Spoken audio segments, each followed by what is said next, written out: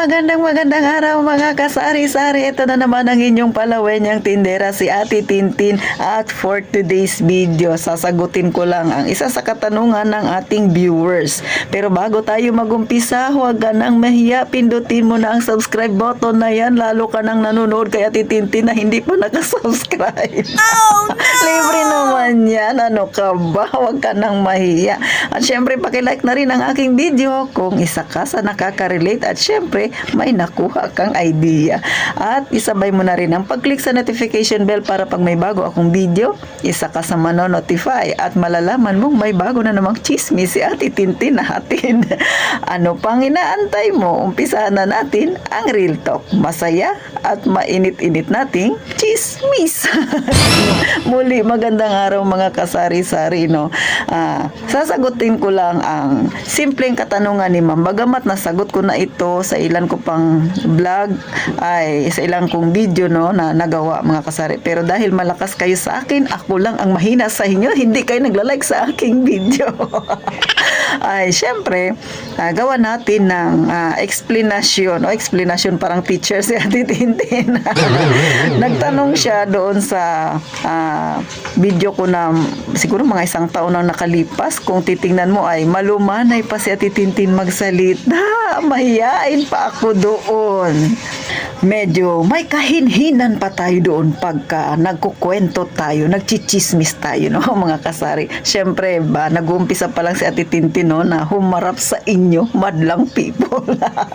So sabi ni Ma'am Edith na magkano ba raw talaga ang dapat na ipuhunan, mga kasari, no? At syempre nais ko rin i-shout out si Ma'am Malu Miranda kasi sabi niya ay pagkapanood niya raw sa aking video na pa-subscribe siya kasi mahilig din siyang makinig siguro ng mga ganitong topic ukol sa pagninegosyo at nagbabalak rin siya na magkaroon ng sarili niyang negosyo. Kaya ikaw na nanonood sa akin, hindi ka pa nakasubscribe, mag-subscribe ka na.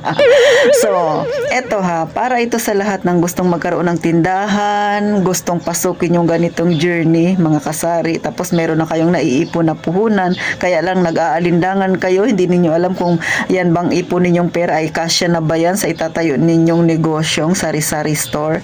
Mga kasari, kung ikaw ay desidido, sigurado na, bukal sa puso mo, matatag na ang iyong damdamin, ito na talaga yung gustong-gusto mong gawin sa iyong buhay, ang magkaroon ng sariling negosyo na sari-sari store. Wala pong exact amount, mga kasari. So, kaya ko siya nasabi na walang exact amount, mga kasari, maliban sa kung ikaw ay desidido na talaga, sigurado na talaga, no.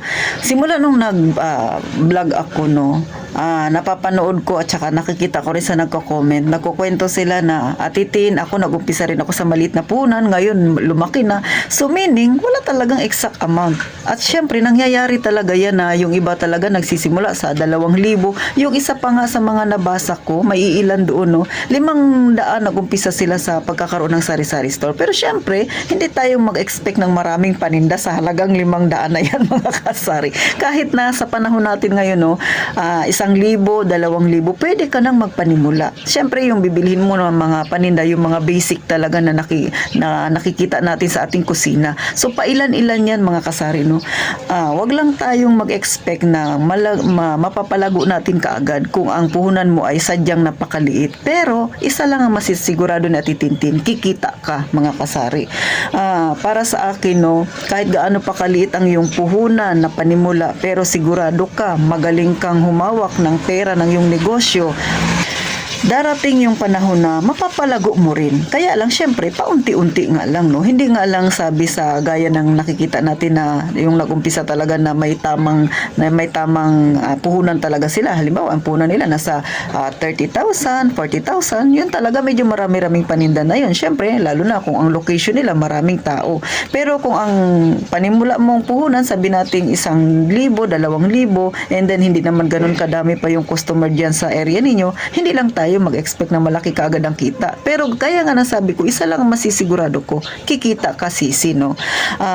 Eto, ini-encourage ko yung iba na napanghihinaan ng loob kasi may ipon sila, kakaunti pa lang daw, kakarampot daw, baka hindi raw maganda tingnan kung masyadong konti ang laman ng kanilang tindahan. Huwag tayong panghinaan ng loob, huwag tayong tumingin doon sa iilang piraso na ating paninda. Ang intindihin natin kung desidido ka ba, kung porsigido ka ba mga kasari na magkaroon ng tindahan. Kasi yung paunti-unti na yan na tinitinda mo at kumikita ka, pag inipon mo yan, lalago rin yan, lalaki rin yan. Hindi nga lang ganun kabilis kung ikukumpara sa iba na talagang mayroong pangpuhunan, panimula at magandang-maganda pa yung kanilang area. So yun yung pagkakaiba. Pero isa ang sigurado, kikita ka sisi.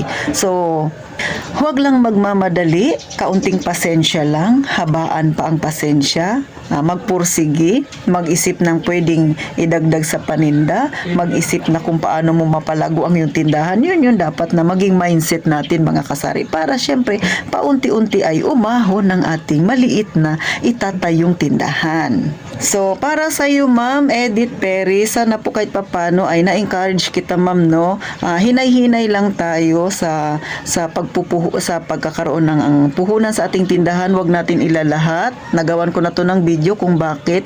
Pero syempre, mga kasari, no? Mayroon din namang ups and down talaga tayong mararanasan. Kaya maging matatag lang. Hindi yan maiiwasan. Talagang darating at darating tayo sa ganyang sitwasyon. Gaya nga ng lagi ko sinasabi, no? Maging malakas lang yung loob natin, tatagan pa natin. At syempre, habaan pa natin ang pasensya ukol sa ganitong klase ng negosyo. Sa totoo lang, mga kasari, ang pagninegosyo hindi lang puhunan ng pinag-uusapan. Syempre, magaling ka ring dumiskarte. At syempre, magaling kang humawak ng pera. O mga kasari, kahit gaano pa kalaki ang iyong puhunan, kung hindi ka naman marunong hawakan ang pera na yan ng iyong negosyo, darating ang panahon, lulubog din yan. Pero sabihin natin, maliit ka nagsimula, maliit ang iyong puhunan, pero okay kang humawak pagdating sa pera ng iyong negosyo. Darating din ang panahon, lalago yan mga kasari. So hanggang dito na lang si Ate Tintin. Sa lahat ng mga nagbabalak na magkaroon ng negosyo, kapain ng puso, ito ba ang gusto mo? Determinado ka ba talaga? Gustong-gusto mo ba talaga ito?